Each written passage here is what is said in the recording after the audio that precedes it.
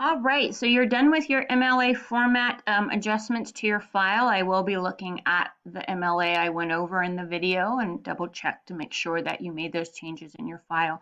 Let's move on to the item, what really is our second plan item for today, which is highlight 4 sections.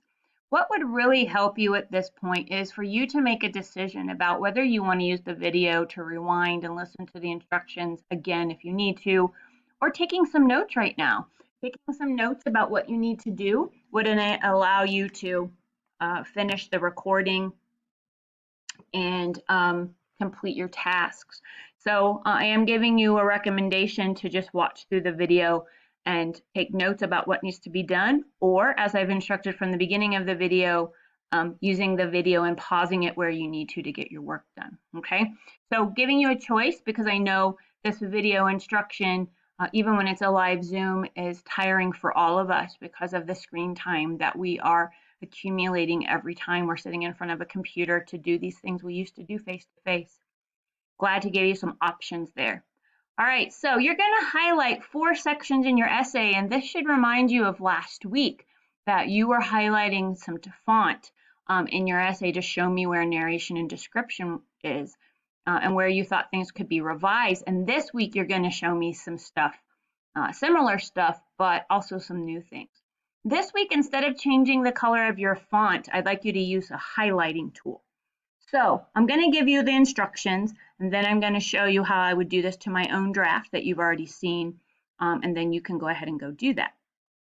So you're going to highlight 4 different things. Your statement of purpose, where you think that is.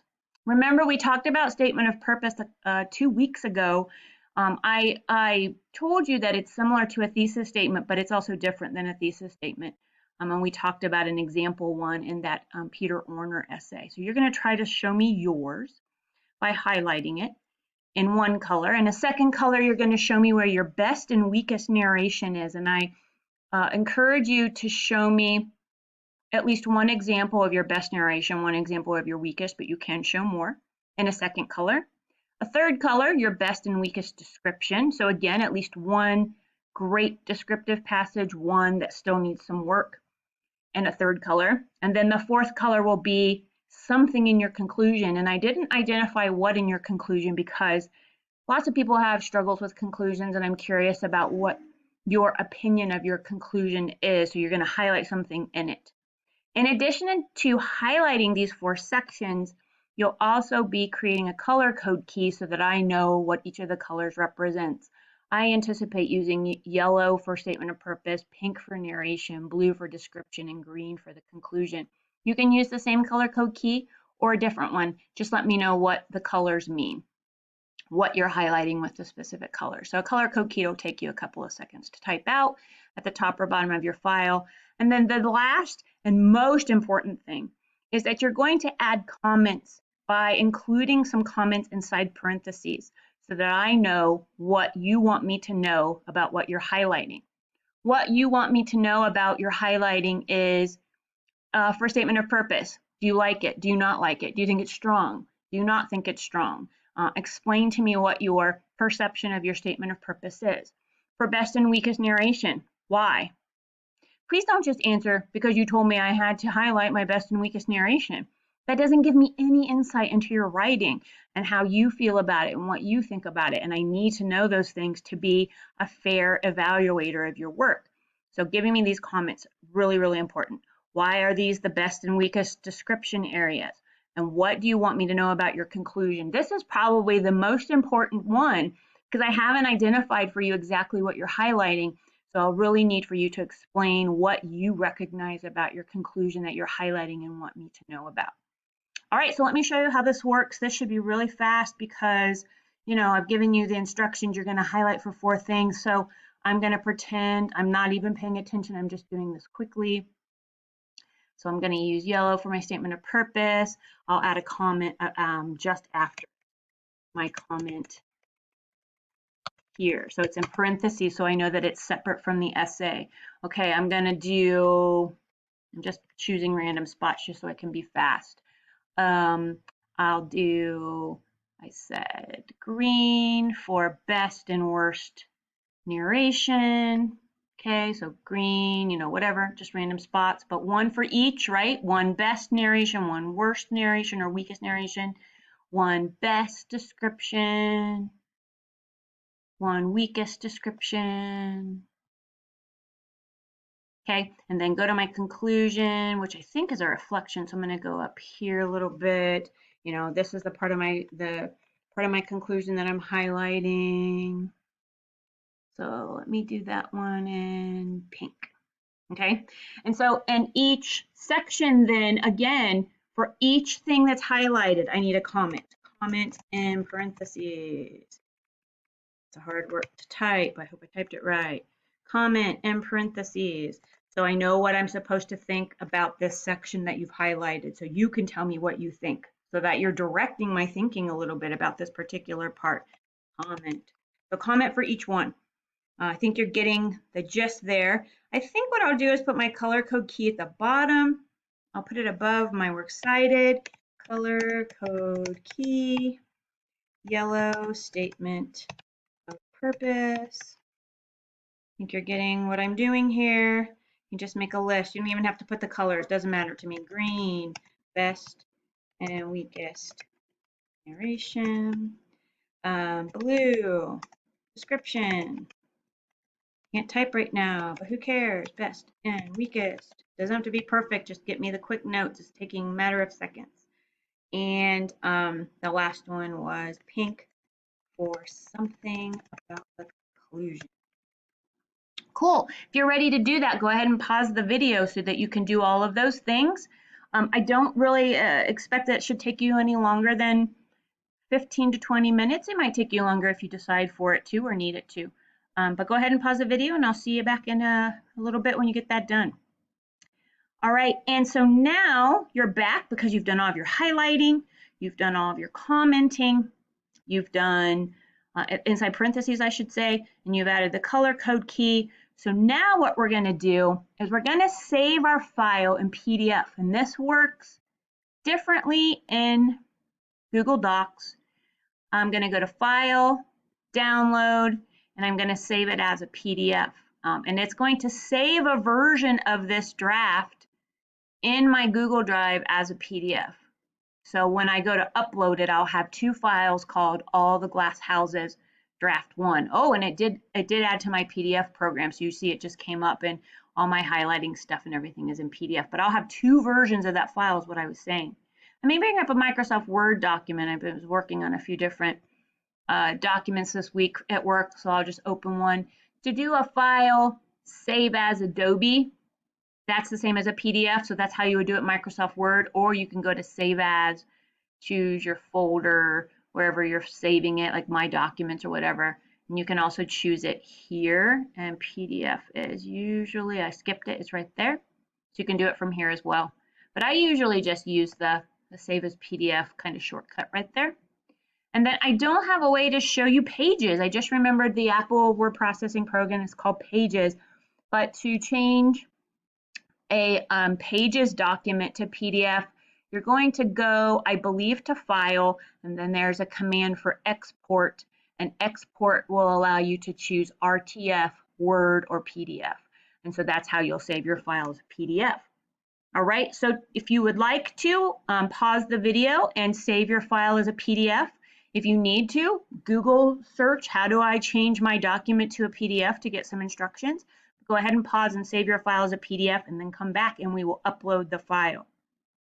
All right, so you're back and we're going to upload the file into D2L. You notice I'm already logged in. So I'm going to show you where you're going to upload your file. You've changed it, you've changed MLA, you've added some highlighting to show me your statement of purpose, your narration, your description, best and worst passages there, at least one of each. And then something about your conclusion. You've added a color code key. We are not worrying about works cited entries today. We'll do that next week. So where you're going to go to upload your PDF is activities and assignments. And when you go to assignment, you're being brought to pretty much a Dropbox, an assignment Dropbox where you're going to upload your file. And unfortunately, I need to be a view as a student to show you what it looks like for you to upload. So I apologize. I'm going to take you through those steps again. but maybe that's okay because I'm flying through this. Activities, assignments, this is where you're uploading your file. The revised memoir with the highlighting. So I do have a recording here for an audio recording for instructions. If you need to listen to that, I'm not going to now. You can listen to that if you would need to or like to. But once you're ready to submit, you're going to click on the link here. Not on the audio recording. Click on the link above the audio recording so that you can upload your file. I have some writing here about the instructions, basically stuff I've already talked to you about in this recording, but feel free to read it again if you'd like to. The same information is in the memoir instructions audio recording, and then this is a link to the essay instructions. So if there's something you want to check on the essay before you turn it in, you can. And then remember you're uploading a file. So it looks like this when you upload a file. You're going to go add file. You're going to find your file. You know what? I did not download it from, so this is a great thing that this is happening. I did not download it from, I did. It went to my downloads. Never mind. It opened in my PDF, so it is there. So I'm going to add file. It did download. You'll find your file wherever you've saved it, My Documents or in some other folder. I'm going to go to my Downloads folder because that's where my document is, and it starts with an A, so I shouldn't have to search very far. Look at all these documents I have downloaded in my life. Holy moly. Oh wait, it's by date, so I'm going to go all the way to the bottom. Boop, boop, boop. There it is. There's my document that I downloaded today. Awesome. I've clicked upload, and you see the file has been added, so you know that it's there, but now you have to click add. And then you notice that the file was added. You can send me a note or not. Hey, whatever, tell me how you're feeling. You don't have to put a note or anything if you don't want to, but you can if you'd like to. And then when you're ready, you click submit. And you'll get a verification page as soon as it loads. File submission successful. And then you can click done. You see the date and the time that it was submitted. And so this is due by 11:45 a.m. on the 19th. And you can see then you also have a submitted file there. Cool. So that is all you have to do with your file. There is one more assignment that I would like you to do before you log out. And I don't think I added it to the PowerPoint, so let me make sure that I add it to the PowerPoint real quick so you all know what's going on. So as you know, every week we do class, which is what we just did, the Zoom class, but this was the video in place of the Zoom class. Then you have one more assignment before end of class. We do that every week. So I'm going to ask you to add something to the discussion board like we always do. Add a post to the 919 discussion board. Okay, and all I'm going to type there, and you're going to follow along with me right now. So after you've done highlighting, changing your MLA format, changing the file to PDF, uploading it, we've done all this work, you're going to go to the discussion board. And remember, we looked at it last week that it is in activities under discussion. And remember, our discussion board is organized by date. So each week we have a new folder. So you'll pass through all these other old folders to go find the most current one at the bottom. Click on the link to enter into that particular discussion board, and the instructions should pop up on the top, I hope. If not, we'll have to go back to that previous page. Yeah, it didn't show up. Well, I know what I'm asking you to do, but see this breadcrumb trail here, you can click on discussions list. So I'll just go back and read it to you very quickly. You know what you need to do before you log out of D2L on Saturday, 9/19. By 11:45, you should post a really short discussion board post. The instructions are here. It asks you to write a quick note before you leave class.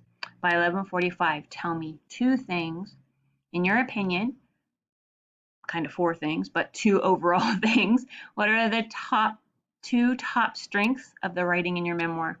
Like overall, what are the top things? Not necessarily related to what we highlighted. These could be other things because this is your opinion.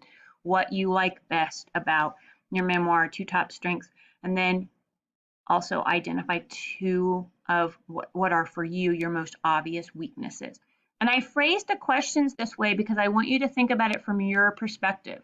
You're not trying to answer this to, anticipate what I want you to say. Say what's true for you. So I have some writing down here in red to kind of guide you about your response. So once again, you'll click on the link here to enter the discussion board folder so that your post goes to the right folder for 919. You will start new thread. You can call it just quick note on memoir after the folder, after this box loads. Quick note, memoir. You will post 2 strengths, your opinion, 2 strengths of your memoir, and then 2 weaknesses in your memoir. I call them weaknesses. I know it's not a kind word, but it's because I know you get an opportunity to revise. When I return your memoirs next Saturday, you will have one opportunity to revise the memoir, to improve the quality of the writing, to even improve your grade if the quality of the writing improves before the portfolio is due. And when the portfolio is due, you'll have another opportunity to revise the memoir to include it in your portfolio. So I'm trying to get you to think about the quality of your essay today so that you realize that even though I've collected to evaluate it, give you a grade for the assignment in the course, that this essay is not done yet. You may revise it again to make it better. And so this quick note kind of documents that. Once you click post, you're done. You can log out. And I need you all to know that I'll have homework posted by Sunday before 11:59 p.m. I'm going to be running a little bit behind this weekend on some things, so if you could please give me some extra time to get your homework posted. But it's not very much. It's going to be choosing an essay to read, learning a little bit about academic summary, and writing some summary statements. So it won't be very much work. I'll make sure I post it as soon as I can on Sunday evening, and you'll see the discussion. Sorry, wrong word. You'll see the announcement posted that homework is ready to go. Okay, so thank you. Email me if you have questions. I'll also get the grade book and your 20 most common errors emails caught up on Sunday as well. And I hope you have a great weekend. Thanks. Hi everyone, it's Beth, and I'm here to take you through Saturday 9/19's class. Today's class will not be live, it's recorded. I apologize that I'm unable to make it to class at our regular time, and we will have class next Saturday on the 26th. So what I'm going to ask you to do today is to use this video to take you through the activities. I don't anticipate that this should take you any longer than an hour. The video is not going to be an hour. The video will be much shorter. I will provide you with some instructions and then ask you to pause to do what you need to do and then come back to the video and continue. So you'll use the video to take you through the activities for Saturday's class on the 19th. You will be submitting your memoir. We're going to be doing some things to the memoir before you turn it in. So I want to clarify that all the activities today must be done prior to you submitting your memoir revision. You are going to be making some changes. You're going to be highlighting some things like we practiced last week when we worked on a self-assessment activity to help us to be aware of revisions. And you will be adding comments into your draft as well so that I understand what you're highlighting, why you're highlighting it. You're not highlighting it just because I'm telling you to and you're earning points, though that might be your opinion. It's actually not what's happening. When you highlight these things and you add some comments, you're giving me a perspective on your writing that most English instructors do not ask you for. Some do, but not a lot do. And I would rather understand your writing so that I evaluate it in a fair way.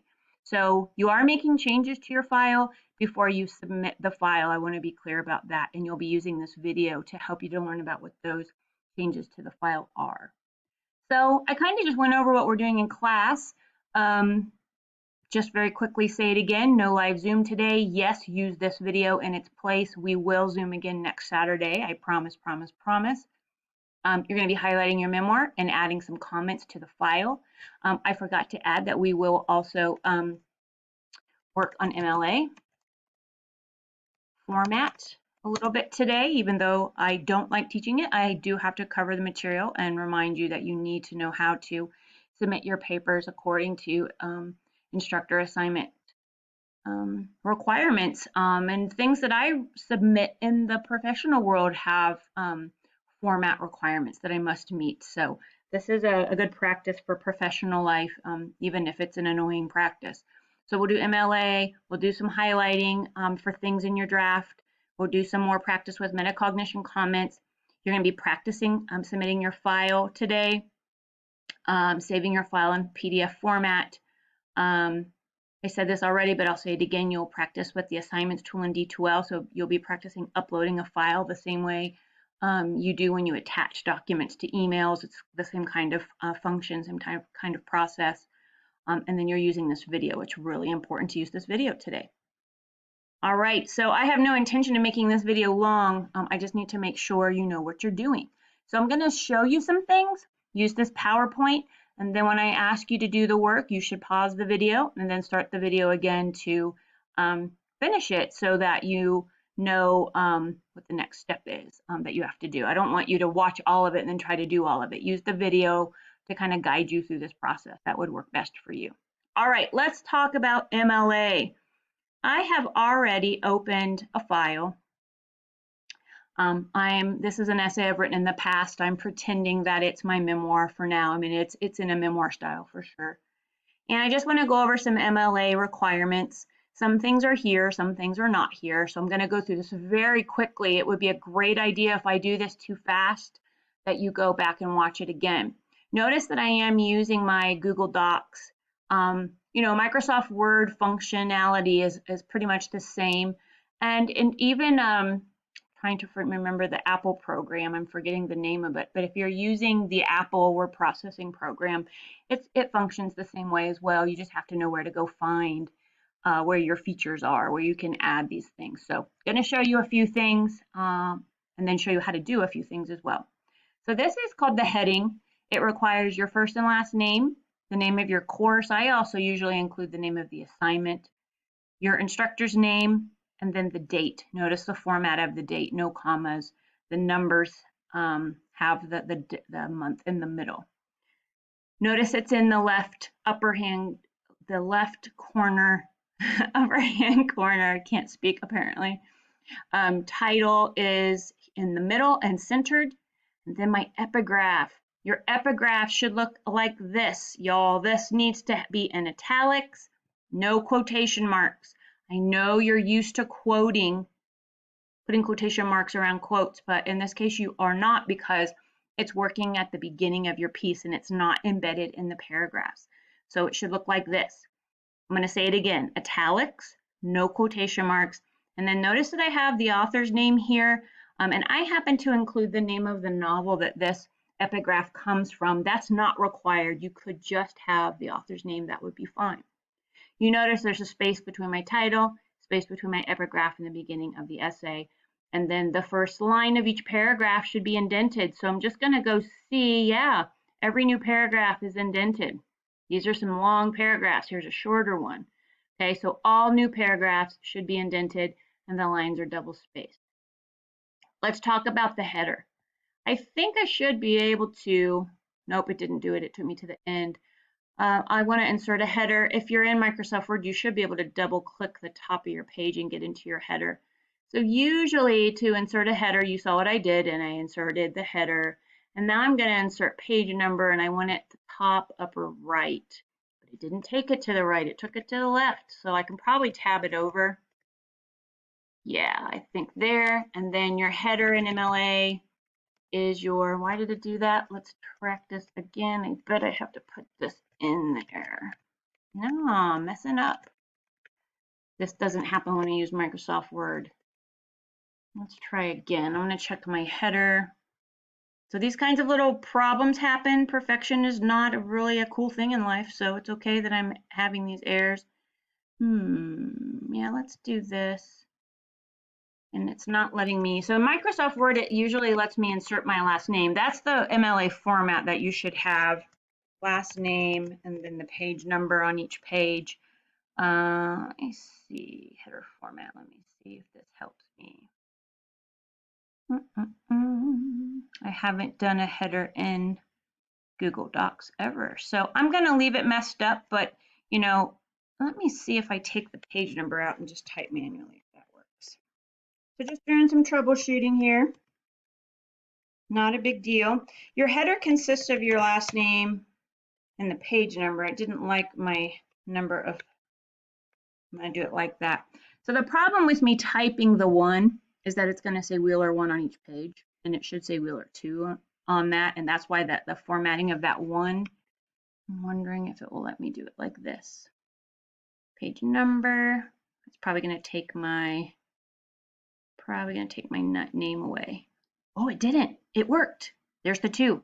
So did you see what I did? I highlighted my 1, and then I did format, and I did insert page numbers, and then asked it to start on page 1, and then it worked.